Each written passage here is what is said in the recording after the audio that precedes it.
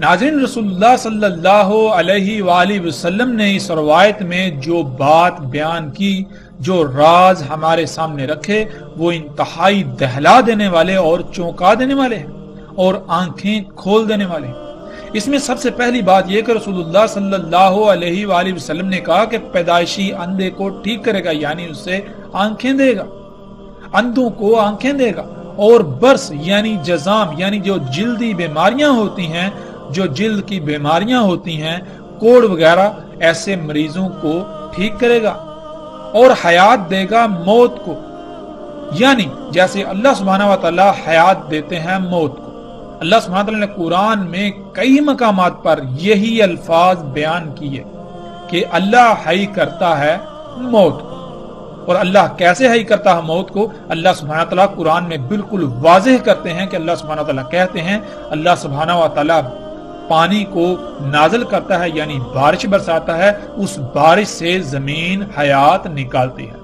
پہلے وہ مردہ ہوتی ہے، یعنی وہ مواد، وہ میٹیریل جو فصلوں کی صورت میں، نباتات کی صورت میں وہ سامنے آیا، ایک وجود اختیار کیا، وہ میٹیریل، وہ مواد ذرات کی شکل میں پوری دنیا میں زمین کی گہرائیوں میں بکھرا پڑا ہوتا ہے۔ تو اس مواد کو، ان ذرات کو اللہ سبحانہ و تعالیٰ کیسے اکٹھا کرتے ہیں، نباتات کی صورت میں لاتے ہیں، حیات کرتے ہیں، پھر انہی نباتات سے جاندار اور انسان وغیرہ وجود میں آتے ہیں۔ یہ ہے موت کو حیات کر۔ تو رسول اللہ صلی اللہ علیہ وآلہ وسلم نے کہا دجال موت کو حیات کرے گا، یعنی دجال بارشیں برسائے گا، ان بارشوں کی وجہ سے زمین اپنی پیداوار نکالے گی۔ دجال زمین کو امر کرے گا، حکم دے گا کہ اپنی پیداوار نکال، اپنی نباتات اگا، تو زمین اسی کے امر سے اپنی نباتات نکالے گی، پھر انہی نباتات سے طرح طرح کے جاندار وجود میں آئیں گے، انہی سے پھر انسان وجود میں آئیں گے۔ یہ ہے دجال کا موت کو حیات کرنا۔ اور یہ اس کا کیا ہے؟ یہ سارے کا سارا اس کی دعوت ہے انسانوں کے لیے کہ میں تمہارا رب ہوں، یعنی انسانوں کو یہ کہہ رہا ہے کہ تم نے اپنی تمام تر ضروریات کو پورا کرنے کے لیے مجھ پر ہی توکل کرنا ہے، مجھ پر ہی توکل کرو، مجھ پر ہی انحصار کرو۔ تو ناظرین، کیا آج یہ سب کچھ ہماری آنکھوں کے سامنے نہیں ہو رہا؟ انہی مشینوں، انہی ایجادات کے ذریعے موت کو حیات میں تبدیل نہیں کیا جا رہا؟ زمین جو کہ پہلے مردہ ہوتی ہے، موت کی صورت میں ہوتی ہے، اس کو حیات میں تبدیل نہیں کیا جا رہا؟ صحراؤں کے صحرا سرسبز و شاداب کھیتوں میں تبدیل نہیں کیے جا رہے؟ انہی سبزیوں سے، انہی پھل فروٹ سے، انہی فصلوں سے کیا انسان اور باقی جاندار وجود میں نہیں آ رہے؟ کیا آپ اسی رزق سے اپنا وجود نہیں بناتے؟ تو رسول اللہ صلی اللہ علیہ وآلہ وسلم نے کہا، پس جس نے کہا تو میرا رب ہے، یعنی جس نے جواباً اس بات کو تسلیم کر لیا، جس نے اپنی ضروریات کو پورا کرنے کے لیے اسی پر توکل کیا، پس تحقیق یعنی بلا شک و شبہ وہ فتنے میں پڑ گیا، وہ دجال کے فتنے کا شکار ہو گیا۔ فتنہ جیسے کہ ہم پہلے بھی جان چکے ہیں، فتنہ ہوتا ہے اصل کے مقابلے میں نقل کا آ جانا، اور آپ کے اوپر یہ امتحان پڑ جائے کہ ان میں اصل کون سی ہے، اور اگر آپ چاہتے یا نہ چاہتے ہوئی نقل کو اختیار کر لیں، اس کا انتخاب کر لیں، تو یہ ہے فتنے میں پڑنا۔ ناظرین، اصل کیا ہے؟ اصل رب کیا ہے؟ اللہ سبحانہ تعالیٰ نے قرآن میں بار بار حکم دیا کہ فطرت پر قائم ہو جائے، یعنی جیسا جس طرح اللہ سبحانہ و تعالیٰ نے خلق کیا تھا، خلق کیا ہے، جیسے اللہ سبحانہ تعالیٰ جس قانون کے مطابق خلق کرتا ہے، اسی پر تم نے انحصار کرنا ہے، اسی سے تم نے اپنی ضروریات پوری کرنی ہے، اور یہ اصل ہے۔ اس اصل کے مقابلے پر ایک نقل آئی۔ وہ نقل کیا ہے؟ انسانوں کے اپنے ہی ہاتھوں سے خلق کردہ طرح طرح کی مخلوقات۔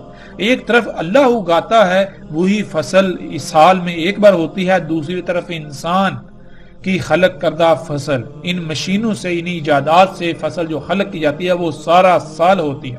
ایک طرف اللہ خلق کرتا ہے تو وہ ایک خاص موسم میں خلق کرتا ہے، تو دوسری طرف دجالی بیج، جینیٹیکلی موڈیفائڈ بیج، یہ دجال پوری دنیا میں ہر موسم میں خلق کرنے کی، خلق ہونے کی صلاحیت رکھتا ہے۔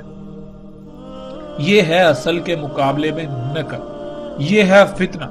اب انسانوں کے اوپر یہ امتحان ہے کہ وہ اصل کو اختیار کریں یا پھر نقل۔ تو یہ دجال، یہ نقل اتنی خوشنما ہے کہ اصل کے مقابلے پر یہ اصل کو بھی نقل ثابت کر رہی ہے۔ تو انسانوں کی اکثریت اسی دجل کا، اسی دھوکے کا شکار ہو چکی ہے۔ اور پھر رسول اللہ صلی اللہ علیہ وآلہ وسلم نے یہ کہا، جس نے کہا اللہ میرا رب ہے، یعنی جس نے اپنا توکل فطرت پر کیا، جس نے اپنی ضروریات فطرت سے پوری کی، جس نے اپنی ضروریات کو پورا کرنے کے لیے فطرت پر انحصار کیا، فطرت پر توکل کیا، اسی پر ڈٹ گیا، یہاں تک کہ اسی پر اس کی موت ہوئی، پس تحقیق کہ وہ بچا لیا گیا دجال کے فتنے سے، اور نہ ہی اس کے بعد اس پر کوئی فتنہ ہو۔ یعنی اس کے بعد بھی اس کو تمام تر فتنوں سے، جیسے کہ قبر کا فتنہ ہے، موت کا فتنہ ہے، پھر آخرت میں جس فتنے کا سامنا کرنا پڑے، ان تمام کے تمام فتنوں سے بلا شک و شبہ اس کو بچا لیا گیا، اور نہ عذاب ہوگا اس پر۔ عذاب ناظرین عربی میں کہتے ہیں سزا کو۔ اللہ سبحانہ وتعالیٰ نے اس کائنات کو ایسے خلق کیا، ایک پیچیدہ ترین مشین کی طرح، اس میں توازن قائم کیا۔ اگر آپ اللہ سبحانہ وتعالیٰ کی ہدایات، جو کہ خالق ہے، خالق کی ہدایات کے مطابق اپنے اعمال کریں گے تو وہ اعمال احسن ترین اعمال ہوں گے، وہ اصلاح کرنے والے اعمال ہوں گے، اور ان اعمال کے رد عمل آئیں گے۔ وہ رد عمل آپ کے لیے اللہ کی طرف سے انعام کہلائیں گے۔ اور اگر آپ خالق کی ہدایات کے خلاف عمل کرتے ہیں تو ان اعمال کے بھی رد عمل آئیں گے، لیکن وہ رد عمل انتہائی تباہ کن ہوں گے۔ تو وہ جو رد عمل ہوں گے وہ آپ کے لیے انعام کی بجائے عذاب، یعنی آپ کے اپنے ہی ہاتھوں سے کیے ہوئے اعمال کی وجہ سے ہلاکتوں کا سامنا، سزا کا سامنا کرنا پڑے گا۔ وہ ہلاکتیں، وہ رد عمل آپ کے لیے سزا کہلائیں۔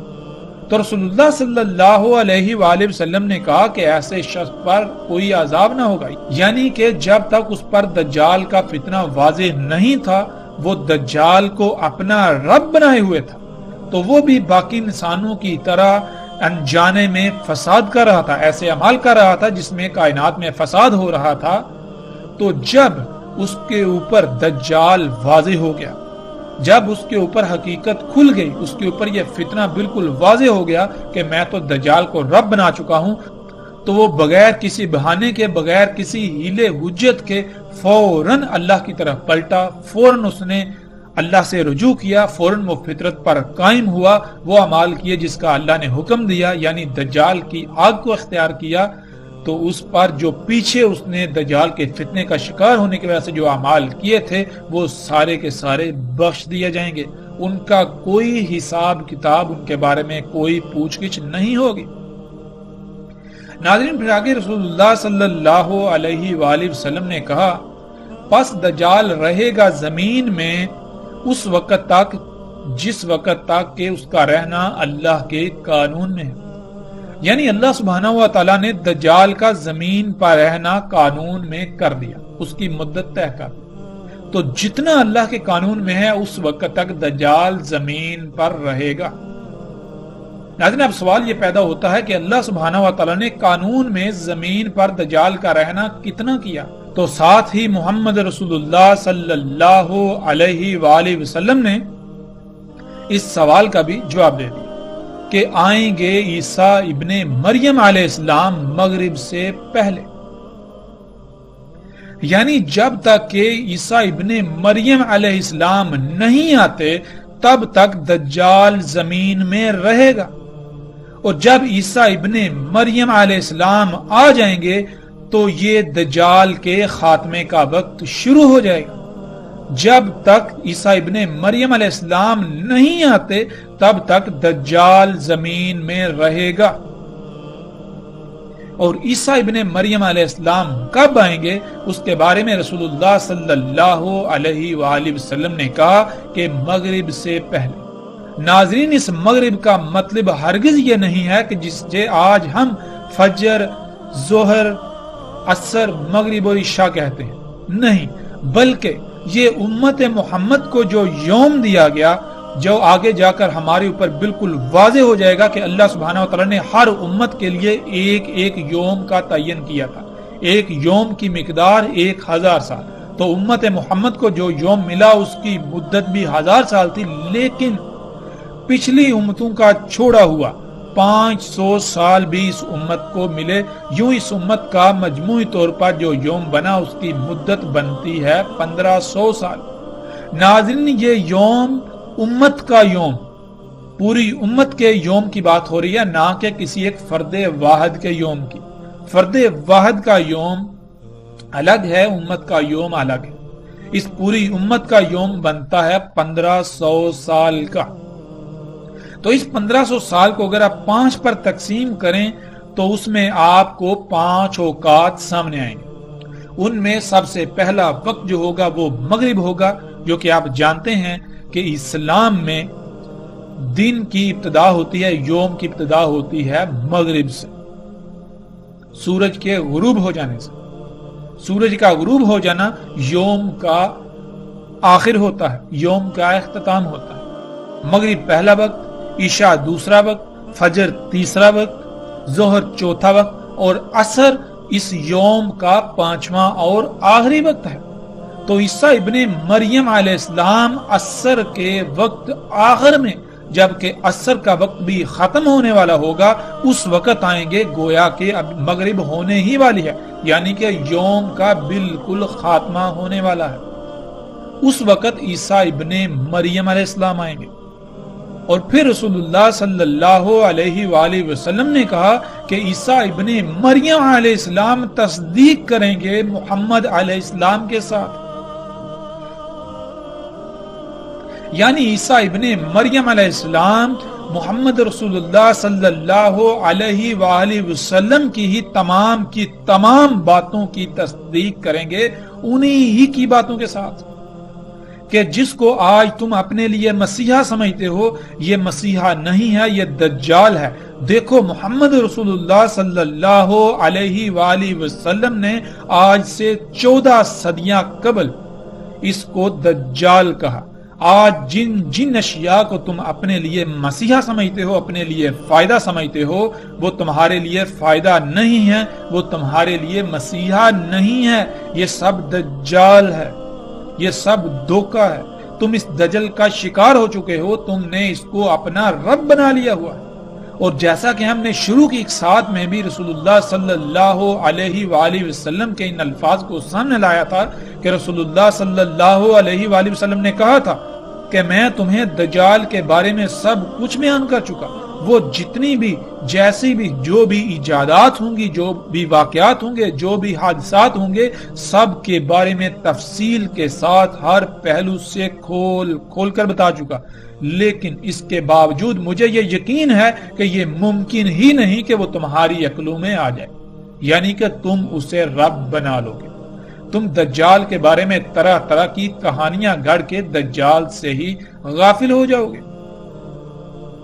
دجال کی حقیقت کو پسے پش ڈالتے ہوئے دجال کو اپنا رب بنا لو گے اور اس راز کو آ کر کھولیں گے واحد ایک ہی شخصیت، اور وہ کون ہوں گے؟ وہ عیسیٰ ابن مریم علیہ السلام آئیں گے۔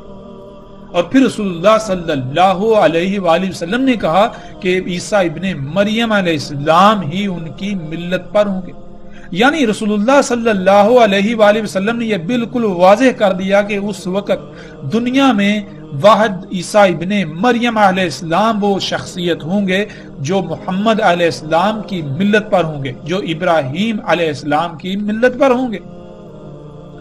پس قتل کریں گے دجال کو، پھر اس میں کچھ شک نہیں، جو ہے وہ ساتھ کا قیام ہے۔ یعنی رسول اللہ صلی اللہ علیہ وسلم نے پھر یہ بتایا کہ عیسیٰ ابن مریم علیہ السلام دجال کو قتل کریں گے۔ دجال کو قتل کرنا کیا ہے، آگے جا کر تفصیل کے ساتھ اس موضوع پر بات ہوگی آئندہ ایک ساتھ۔ لیکن جو آگے ہے وہ یہ ہے کہ رسول اللہ صلی اللہ علیہ وآلہ وسلم نے کہا کہ جب عیسیٰ ابن مریم علیہ السلام آ کر دجال کو قتل کر دیں گے تو اس کے بعد صرف ایک ہی شے باقی رہ جائے گی، وہ کیا ہے؟ وہ ہے سات کا قیام، یعنی دنیا میں انسانوں کا خاتمہ۔ ایک آخری عظیم زلزلہ آئے گا جو زلزلہ پوری دنیا کے تمام انسانوں کو اپنی لپیٹ میں لے لے گا۔ دنیا میں کوئی ایک انسان بھی نہیں بچے گا کہ جو اس زلزلے کی لپیٹ میں نہ آئے اور ہلاکت کا شکار نہ ہو۔ ناظرین، ویسے تو ہم عیسیٰ ابن مریم علیہ السلام پر جو اس امت میں آئیں گے تفصیل کے ساتھ آگے آئندہ ایک ساتھ میں اسی موضوع کے تحت بات کریں گے اور ہر لحاظ سے بات کریں گے، ایک ایک پہلو کو کھول کر بیان کریں گے۔ دجال کا قتل ہونا کیا ہے، عربی کا لفظ قتل ہے، قتل کا معنی کیا ہے، ہم اس کے اوپر تفصیل سے بات کریں گے۔ قتل کے معنی عموماً کسی کی جان لے لیے کے کر دیے جاتے ہیں، جو کہ بالکل غلط معنی ہے۔ قتال عربی میں کہتے ہیں لڑائی کرنے کو۔ اب لڑائی زبان سے بھی ہوتی ہے، الفاظ سے بھی ہوتی ہے، لڑائی ہتھیاروں سے بھی ہوتی ہے، لڑائی ہر محاذ پر ہوتی ہے، لڑائی نظریات کی بھی ہوتی ہے۔ تو کس لڑائی سے آپ کسی کو شکست دیتے ہیں وہ شکست عربی میں قتل کہلاتی ہے۔ اگر آپ جسمانی طور پر کسی شخص کے ساتھ یا کچھ شخصیات کے ساتھ لڑائی کرتے ہیں تو اس میں یقینی طور پر جس کی شکست ہوگی اس کو ہم عربی میں قتل کہیں گے، یعنی اس کی جان چلی جائے گی۔ اسی طرح اگر آپ کسی نظریے کے خلاف قتال کرتے ہیں یعنی لڑائی کرتے ہیں، عربی میں قتال لڑائی کو کہا جاتا ہے، نہ کہ گردنے مارنے کو۔ قتال کہتے ہیں لڑنے کو۔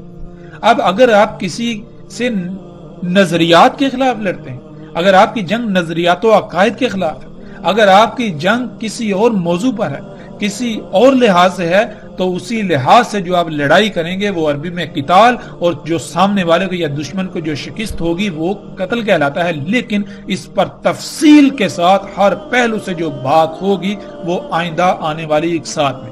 لیکن یہاں ایک بات جو بہت بڑی بات ہے وہ یہ کہ وہ تمام کے تمام حضرات جو کہ قادیانی یا احمدی کہلاتے ہیں، جو مرزا غلام احمد کو عیسیٰ ابن مریم کی نسل سمجھتے ہیں یا عیسیٰ ابن مریم سمجھتے ہیں، جو غلام احمد کو احمد سمجھتے ہیں یا پھر اسے مہدی سمجھتے ہیں، جو بھی سمجھتے ہیں، اگر تو وہ واقعتاً عیسیٰ ابن مریم یا ان کی نسل تھا تو پھر رسول اللہ صلی اللہ علیہ وآلہ وسلم نے یہ کہا کہ عیسیٰ ابن مریم علیہ السلام جب تک نہیں آئیں گے تب تک دجال زمین پر رہے گا۔ جب عیسیٰ ابن مریم علیہ السلام آئیں گے تو دجال کا خاتمہ، دجال کا زمین پر ٹھہرنے کا وقت ختم ہو جائے گا۔ تو کیا غلام احمد قادیانی کی موجودگی میں دجال کا قتل ہوا؟ کیا اس کے بعد یا اس کی موجودگی میں دجال کا خاتمہ ہوا؟ اگر بات کی جائے قادیانی حضرات کی، احمدی حضرات کی، غلام احمد کی، تو اس نے تو کہا تھا کہ دجال یہود و نصارہ کے علماء و پادریوں کا نام ہے۔ تو کیا ان یہود و نصارہ کے علماء و پادریوں کا خاتمہ ہو گیا؟ غلام احمد قادیانی کی موت ہوئے بھی دہائیاں گزر چکی، اس کے باوجود دجال تو ویسے کا ویسے موجود ہے۔ یعنی جس کو اس نے دجال قرار دے دیا، جس کو اس نے دجال کہا تھا کہ یہود و نصارہ کے علماء و پادری ہی دجال ہیں، اگر وہ دجال تھے، اگر غلام احمد قادیانی سچا تھا تو پھر یہ سب ختم ہو جانا چاہیے تھا۔ لیکن ہم دیکھتے ہیں کہ یہود و نصارہ کے پادری و علماء، ان کے جو ربی ہیں، وہ محمد رسول اللہ صلی اللہ علیہ وسلم کے وقت بھی موجود تھے، غلام احمد قادیانی کے وقت بھی موجود تھے اور آج بھی موجود ہیں۔ اور اگر یہی دجال تھے تو محمد علیہ السلام کو ان کے بارے میں کہتے ہوئے کوئی آر محسوس ہو رہی تھی، کیونکہ وہ تو اس وقت بھی موجود تھے۔ پھر دوسری بات، محمد رسول اللہ صلی اللہ علیہ وآلہ وسلم نے یہ کہا تھا کہ عیسیٰ ابن مریم علیہ السلام ان کی ملت پر ہوں گے اور اس کے علاوہ وہ ان کی تصدیق کریں گے انہی کے ساتھ۔ تو آپ غور و فکر کریں کہ کیا غلام احمد قادیانی نے کچھ ایسا کیا، کچھ ہٹ کر کیا؟ پھر رسول اللہ صلی اللہ علیہ وآلہ وسلم نے جو بات کہی کہ عیسیٰ ابن مریم کے بعد جو ہوگا وہ کیا ہے؟ وہ ہے سات کا قیام، یعنی دنیا میں انسانوں کا خاتمہ، صرف وہ ہوگا۔ تو اب ہم ناظرین جب غور و فکر کریں، دیکھیں تو غلام احمد قادیانی کے وفات کے بعد، اس کی موت کے بعد، اس کی موت کو دہائیاں گزر چکی، اس کے موت کے بعد بھی بڑے بڑے عوامل وقوع پذیر ہو رہے ہیں۔ اگر غلام احمد قادیانی سچا تھا تو اس کی موت کے بعد جو جو عوامل وقوع پذیر آج ہو رہے ہیں وہ ان کے بارے میں بتا کر جاتا، جیسے محمد علیہ السلام نے ایک ایک بات کو تفصیل کے ساتھ بیان کیا۔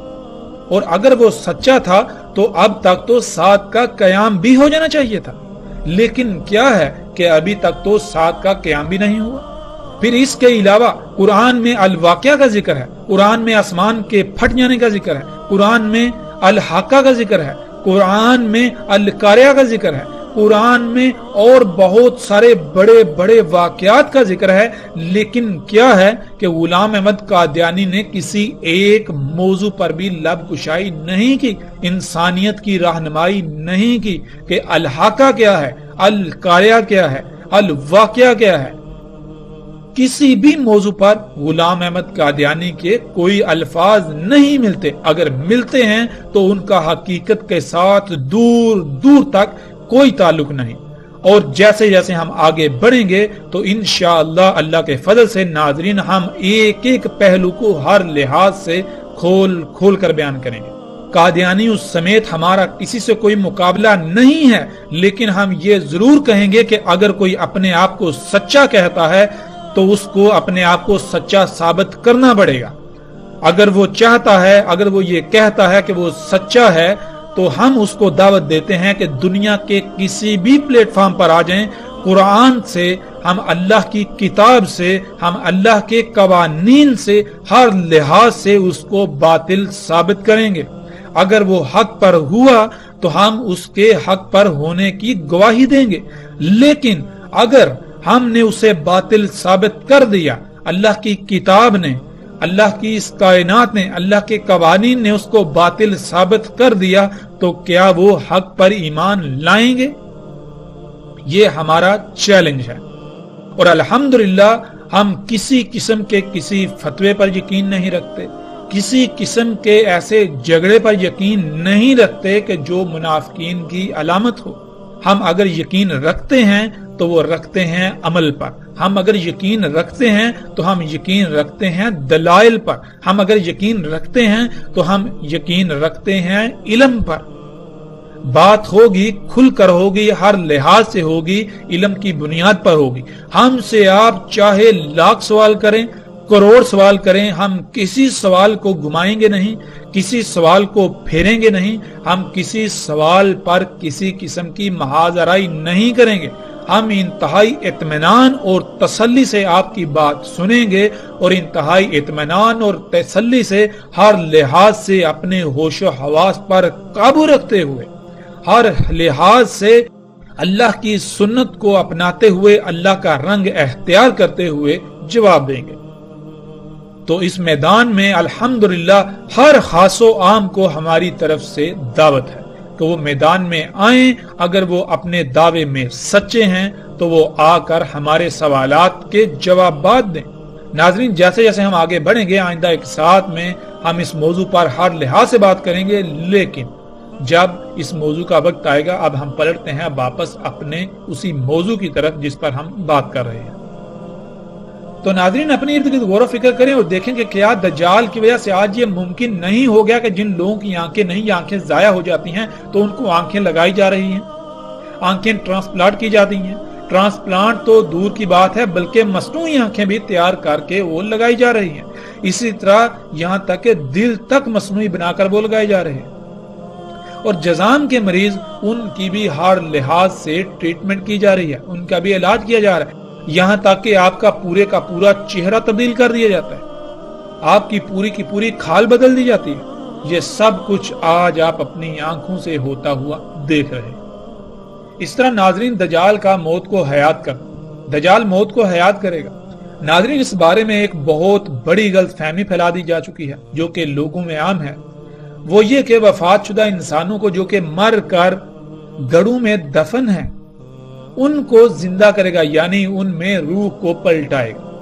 یہ بات بالکل غلط اور بے بنیاد ہے، اس کا ذخیرہ احادیث میں کہیں بھی ذکر نہیں ملتا۔ احادیث میں جو الفاظ آئے ہیں وہ یہ ہیں یحیی الموت، جس کے معنی ہے موت کو حیات کرنا۔ قرآن میں اللہ سبحانہ وتعالی نے کئی مقامات پر یہی الفاظ اپنی طرف منسوب کر کے بیان کیے کہ اللہ حیا کرتا ہے موت کو، بالکل یہی الفاظ۔ اور نہ صرف اللہ سبحانہ وتعالی نے کئی مقامات پر یہ ذکر کیا بلکہ اس کی باقاعدہ وضاحت بھی کر دی کہ اللہ کیسے موت کو حیات کرتا ہے۔ اللہ سبحانہ وتعالی نے تمام مخلوقات کی پہلے موت خلق کی۔ موت کہتے ہیں چھوٹے چھوٹے ذرات کی شکل میں اس مواد کو جس مواد سے شے وجود میں لائی جاتی ہے۔ اور اللہ سبحانہ وتعالی نے انسانوں کو بھی کہا کہ پہلے تم اموات تھے، پھر تمہیں حیات کیا، پھر اموات ہو جاؤ گے، اس کے بعد پھر زمین سے نکال کھڑا کیا جائے گا۔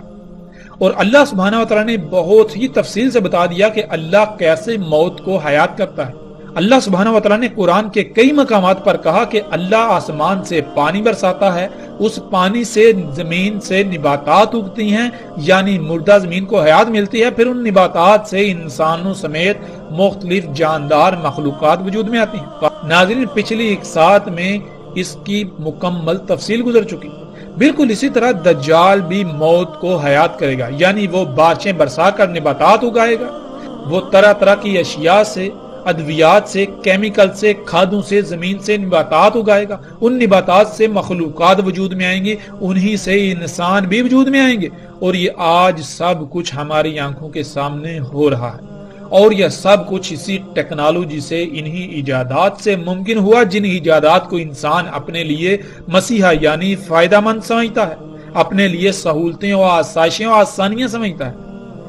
انہی ایجادات کے ذریعے مختلف طریقوں سے بارشیں برسائی جا رہی ہیں اور مردہ زمین کو حیات کیا جا رہا ہے۔ پھر آگے رسول اللہ صلی اللہ علیہ وآلہ وسلم نے کہا وَيَقُولُ لِلنَّاسِ أَنَا رَبُّكُمْ، اور کہے گا انسانوں کو کہ میں تمہارا رب ہوں، یعنی کہ جو کچھ میں اگا رہا ہوں، جو میں موت کو حیات کر رہا ہوں، تم اسی حیات سے اپنے وجود بناؤ، تم اسی حیات سے، انہی اشیاء سے اپنی ضروریات کو پورا کرو، تم مجھ پر ہی توکل کرو۔ تو ناظرین، آج کیا ہو رہا ہے؟ آج آپ اپنی ہی ذات میں غور و فکر کریں، اپنے ارد گرد غور و فکر کریں، اپنے ارد گرد دیکھیں کہ آپ نے کس کو رب بنایا ہوا ہے۔ کیا آپ اپنی ضروریات فطرت سے پوری کر رہے ہیں، اللہ پر توکل کر رہے ہیں، فطرت پر توکل کر رہے ہیں، یا پھر آپ اپنی ضروریات کے لیے انہی مشینوں، انہی ایجادات پر توکل کرتے ہیں، انہی سے اپنی ضروریات پوری کرتے ہیں؟ ذرا غور تو کیجئے کہ آپ دجال کو رب نہیں بنا چکے۔ ناظرین، وہ کون سی شے ہے جو آج آپ کو آپ کی تمام تر ضروریات خلق کر کے مہیا کر رہی ہے؟ ایک طرف اللہ ہے کہ جس نے فطرت، یہ مشین، یہ نظام بنا دیا کہ جس ذریعے سے تمہاری ضروریات خلق ہوں اور تم ان ضروریات سے اپنی زندگی گزارو، ان سے اپنی ضروریات پوری کرو، اور دوسری طرف یہ مشینیں ہیں انسان کے اپنے ہی ہاتھوں سے خلق کر، جن مشینوں کے ذریعے انسان کے لیے اس کی ضروریات خلق کی جا رہی ہیں۔ تو آپ کس پر انحصار کر رہے ہیں؟ کس کی خلق کردہ ضروریات سے، کس کی خلق کردہ اشیاء سے اپنی ضروریات کو پورا کر رہے ہیں؟ کس پر انحصار کر رہے ہیں؟ جس پر آپ انحصار کر رہے ہیں وہی تو آپ کا رب کہلائے گا۔ زبان سے آپ بے شک لاکھ اللہ کو اپنا رب کہیں، لیکن آپ کی مثال بالکل اس شخص کی سی ہوگی جو کہ رسول اللہ صلی اللہ علیہ وآلہ وسلم کی موجودگی میں ایک شخص آتا ہے، کعبے کے غلاف کو پکڑ کر جھنجھوڑتا ہے اور کہتا ہے یا رب یا رب، اور رسول اللہ صلی اللہ علیہ وآلہ وسلم اس کو دیکھ کر، اس کی حالت کو دیکھ کر کہ اتنی دور سے آیا ہوا ہے، کپڑے اس کے دھول مٹی سے اٹکے ہوئے ہیں، تھکاوٹ سے چور ہے، اس کے باوجود یہ کہتے ہیں کہ اللہ کیسے اس کی دعا کو قبول کر لے۔ اس نے جو پہنا ہوا ہے وہ حرام کا، یعنی وہ پہنا ہوا ہے جس کی اللہ نے اجازت ہی نہیں، اس کی خوراک، اس کا رزق وہ جس کی اللہ نے اجازت ہی نہیں دی، تو اللہ اس کی دعا کیسے قبول کر لے؟ یعنی عملاً تو اس نے رب کسی اور کو بنایا ہوا ہے، شیطان کو بنایا ہوا ہے اور یہ دعائیں اللہ سے مانگ رہا ہے، تو اللہ اس کی دعائیں کیسے قبول کرے گا؟ اللہ تو تب اس کی دعائیں و حاجات پوری کرے گا، دعائیں قبول کرے گا جب یہ اپنے آپ کو اللہ کا محتاج بنائے گا، جب یہ اللہ کو اپنا رب بنائے گا۔ لیکن اس کا معاملہ کیا ہے؟ یہ زبان سے تو اللہ کو اپنا رب کہہ رہا ہے، لیکن عملاً اس نے شیطان کو اپنا رب بنایا ہوا۔ بالکل اسی طرح ناظرین آج دنیا میں اکثریت کی مثال ہے کہ وہ زبان سے تو کہتے ہیں اللہ ہمارا رب ہے، لیکن عملاً انہوں نے اللہ کی بجائے انہی مشینوں کو اپنا رب بنایا ہوا ہے، انہی ایجادات کو اپنا رب بنایا ہوا ہے۔ ناظرین یہ ایک ایسی اٹل حقیقت ہے کہ جس کو آج آپ اپنی آنکھوں سے دیکھ رہے ہیں، آپ چاہ کر جٹلانے کے باوجود بھی نہیں جٹلا سکتے۔ اس کے باوجود اگر آپ اس کا انکار کرتے ہیں، اس سے آنکھیں بند کرتے ہیں، تو جان لیجئے کہ اس کا نقصان کسی اور کو نہیں، اس کا نقصان آپ کی اپنی ہی ذات کو ہوگا، یہ نقصان آپ کا اپنا ہی ہوگا۔ یہ دنیا میں جو آپ کو مدت دی گئی، جو وقت آپ کے لیے متعین کیا گیا، یہ انتہائی محدود ہے۔ تھوڑا غور تو کریں، جو زندگی آپ کی پیچھے گزر گئی، کیا اس کا کوئی حساب کتاب ہے؟ تو آگے ہو سکتا ہے ایک لمحہ ہو یا وہ بھی نہ ہو، آگے ہو سکتا ہے ایک مہینہ، ایک سال ہو، وہ بھی نہ ہو، آگے ہو سکتا ہے ایک دہائی ہو، اور وہ بھی گزر جانی ہے، بالکل اس طرح جیسے پچھلی زندگی آپ نے گزار لی۔ لیکن اگر آپ نے آج حق کو اپنی آنکھوں سے دیکھنے کے باوجود اپنی آنکھیں بند کر لیں، تو پھر بعد میں سوائے پچھتاوے کے کچھ نہیں رہے گا، کیونکہ یہی دنیا، یہی زمین وہی جہنم ہے جس کا آپ سے وعدہ کیا گیا ہے۔ یہ جہنم کیسے بنے گی؟ آپ کے انہی اعمال سے، جن اعمال کی وجہ سے آپ نے اس کو اتنا فساد زدہ کر دیا کہ اب یہ زلزلے، یہ طوفان، یہ بیماریاں، یہ تباہیاں دن بدن بڑھتی چلی جائیں گی، درجہ حرارت دن بدن بڑھتا چلا جائے گا۔ اور تصور کریں جب یہ سب بڑھتا ہی چلا جائے، اس میں کوئی رکاوٹ پیدا نہ ہو، تو زمین کے حالات کیا ہوں گے؟ اس پر بھی ہم آگے جا کر تفصیل سے بات کریں گے، اور یہ زمین یہی جہنم ہوگی۔ رسول اللہ صلی اللہ علیہ وآلہ وسلم نے کہا، اور تمہیں علم ہونا چاہیے کہ اللہ عز و جل بے عیب ہے، وہ بالکل صحیح ہے، ہرگز عور نہیں ہے۔ یعنی اللہ جو بھی خلق کرتا ہے اس میں کوئی عیب نہیں ہوتا، ہر لحاظ سے مکمل اور بے عیب خلق کرتا ہے، اور وہ محتاج نہیں ہے۔ اور اس میں کچھ شک نہیں کہ دجال عور ہوگا، یعنی ہر وہ شے جو عیب دار ہوگی، جس میں عیوب ہوں گے، جو نامکمل ہوگی، وہ دجال ہوگا۔ دجال عیب دار ہوگا، وہ جو بھی کرے گا اس میں عیوب، خامیاں لازمی ہوں گی۔ دیکھنے کا آلہ ممسوح ہوگا، درمیان اس کے دیکھنے کے آلات کے قطب ہوگا کافر۔ پہچان لے گا اسے ہر مومن، خواہ وہ لکھنا جانتا ہو یا نہ جانتا ہو۔ ناظرین اس روایت میں جو الفاظ استعمال ہوئے ہیں، ان الفاظ کا جاننا بہت ضروری ہے، کیونکہ جب تک ہم ان الفاظ کو نہیں سمجھیں گے، نہیں جانیں گے، تب تک ہم اس روایت کو نہیں سمجھ سکیں گے، تب تک ہم اس روایت میں رسول اللہ صلی اللہ علیہ وآلہ وسلم نے ہماری کیا رہنمائی کی، ہم اسے نہیں جان سکیں گے۔ اس روایت کے بارے میں ایک بہت بڑی غلط فہمی عام کر دی گئی، لوگوں میں پھیلا دی گئی، جو ہر خاص و عام کی زبان پر ہے، زبان زد عام ہے، وہ یہ کہ اس روایت کا جو ترجمہ کیا جاتا ہے وہ یہ کیا جاتا ہے کہ جان لو اللہ عز و جل صحیح ہے، وہ کانا نہیں ہے، وہ ایک آنکھ والا نہیں ہے، اور دجال جو ہے وہ ایک آنکھ والا ہوگا۔ یعنی عور لفظ کے اس میں جو لفظ استعمال ہوا ہے عور، اس کا ترجمہ کیا جاتا ہے کانا، ایک آنکھ والا، حالانکہ حقیقت بالکل نہیں۔ پیچھے ہم کئی مقامات پر یہ بات واضح کر چکے کہ عربی دنیا کی واحد ایسی زبان ہے جس کا ترجمہ کرنا ناممکن ہے۔ دنیا میں کوئی بھی ایسی زبان نہیں ہے جس کو عربی کے متبادل کے طور پر پیش کیا جا سکے۔ جب ایسی کوئی زبان موجود ہی نہیں ہے، ایسی کوئی زبان اپنا وجود رکھتی ہی نہیں ہے، تو یہ کیسے ممکن ہے کہ عربی کا ترجمہ کیا جا سکے؟ ترجمہ تو کہتے ہیں ایک زبان کا کسی دوسری زبان میں متبادل کو۔ جب متبادل موجود ہی نہیں تو ترجمہ کیسے کیا جا سکتا ہے؟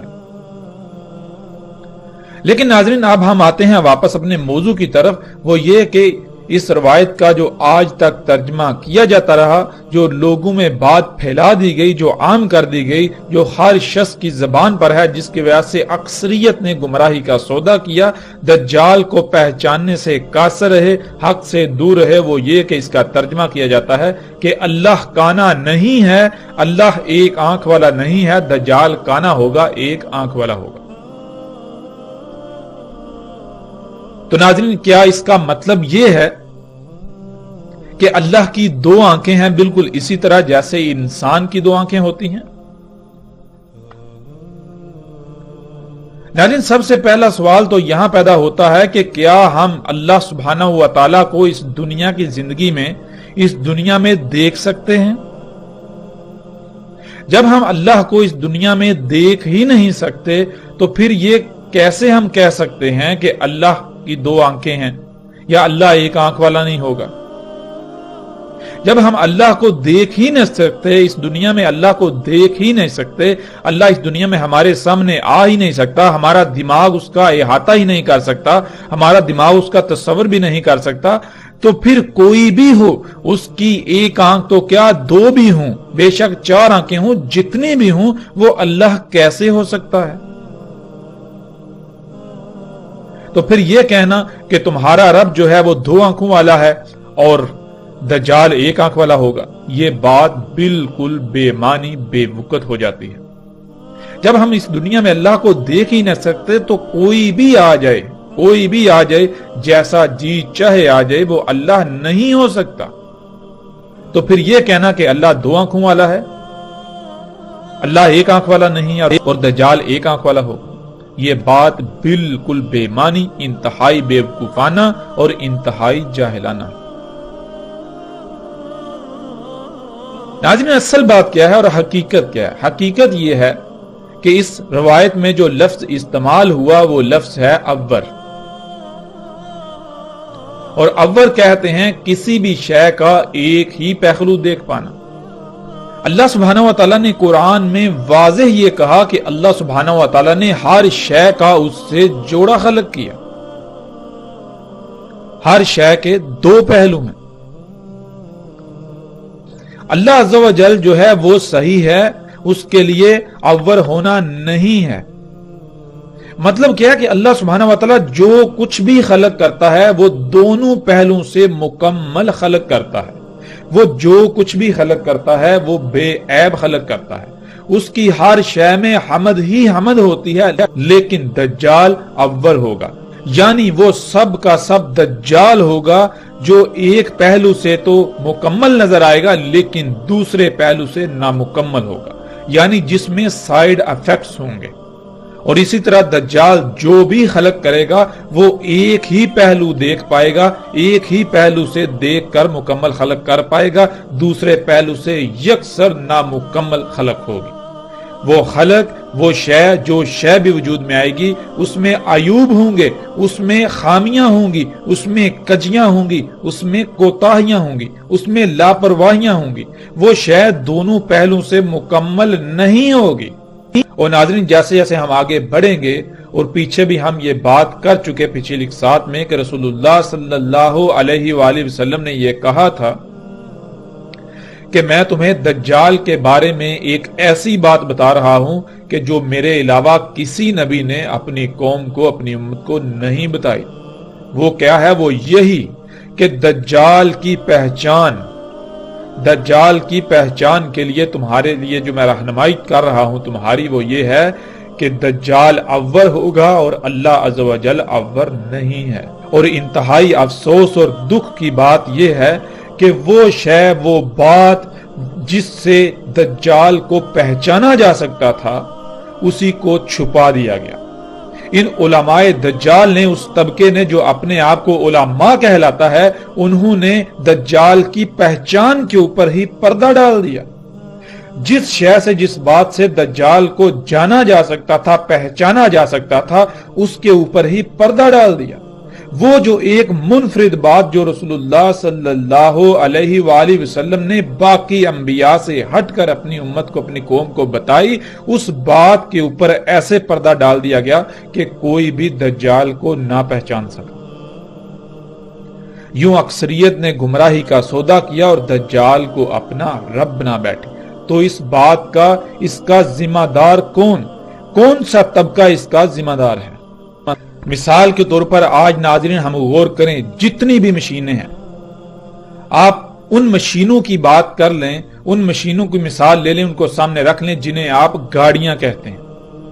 جب یہ گاڑیاں وجود میں آئیں تو بڑے بڑے دعوے کیے گئے کہ اب ہم انتہائی تیز رفتاری سے انتہائی پرسکون اور آرام دہ طریقے سے سفر کریں گے، ہمیں سفر میں کسی قسم کی کوئی مشکل پیش نہیں آئے گی، کسی قسم کی مصیبت کا مشکل کا سامنا نہیں کرنا پڑے گا۔ یہ سواری کے ذرائع بہت زبردست ذرائع ہیں، احسن ترین ذرائع ہیں، لیکن حقیقت کیا نکلی؟ جب انسان نے ان سواری کے ذرائع کو خلق کیا، یہ سواری کے ذرائع وجود میں آئے، یہ سواری کے ذرائع دیکھنے میں تو انتہائی شاندار ہیں، عالی شان ہیں، بہترین نظر آتے ہیں، آسان ترین نظر آتے ہیں، ان سے سہولت و آسانی انتہا درجے کی حاصل ہوتی ہے، لیکن حقیقت کیا ہے؟ اس کا دوسرا پہلو وہ کوئی بھی نہ دیکھ سکا، اس کا دوسرا پہلو کسی کے سامنے ہی نہ آیا۔ جب ان کو خلق کیا گیا تو ان کو ایک پہلو دے کر خلق کیا گیا، دوسرے پہلو سے انسان یکسر غافل رہا، بالکل اندھا رہا۔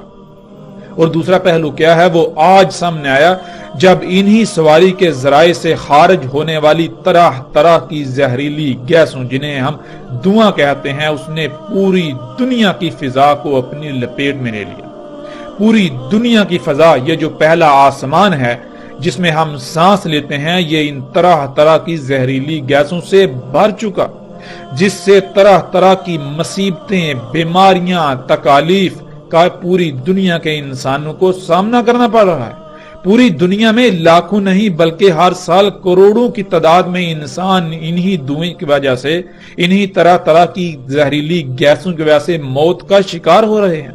کوئی ایک شخص بھی ایسا آپ کو نہیں ملے گا ان معاشروں کا رہنے والا کہ جو اس دھوئیں سے متاثر نہ ہو، جو کسی نہ کسی بیماری کا شکار نہ ہو اسی دھوئیں کی وجہ سے۔ لیکن اس کے مقابلے میں ناظرین، اللہ سبحانہ وتعالی نے انسان کی ضرورت، انسان کی اس حاجت کے لیے سواری کے ذرائع خلق کی۔ وہ کون سے ہیں؟ وہ ذرائع جنہیں ہم گھوڑا، گدھا، اونٹ وغیرہ کے نام سے جانتے ہیں۔ اللہ سبحانہ وتعالی نے وہ ہماری ضرورت کے لیے خلق کی۔ بلا شک و شبہ ان ذرائع کی رفتار انسان کے خلق کردہ ذرائع سے کئی گنا کم ہے، وہ سست رفتار ہیں، لیکن وہ دونوں لحاظ سے مکمل، احسن اور پرفیکٹ ہیں، ان میں کسی قسم کا کوئی عیب نہیں۔ وہ سواری کے ذرائع اگر خرب خرب سال بھی استعمال کیے جائیں تو اس دنیا میں ایک رائی برابر بھی کوئی خامی، کوئی کجی، کوئی کوتاہی نہیں ہوگی، اس میں رائی برابر بھی کوئی عیب پیدا نہیں ہوگا، اس میں کسی قسم کا کوئی فساد نہیں ہوگا۔ لیکن انسان نے جو سواری کے ذرائع خلق کیے، ایک صدی سے تھوڑا ہی عرصہ اوپر ہوا ہے کہ پوری دنیا کا نظام درہم برہم کر دیا۔ تمام کی تمام مخلوقات کو طرح طرح کے مصائب و تکالیف کا سامنا کرنا پڑ رہا ہے انہی سواری کے ذرائع کی وجہ سے۔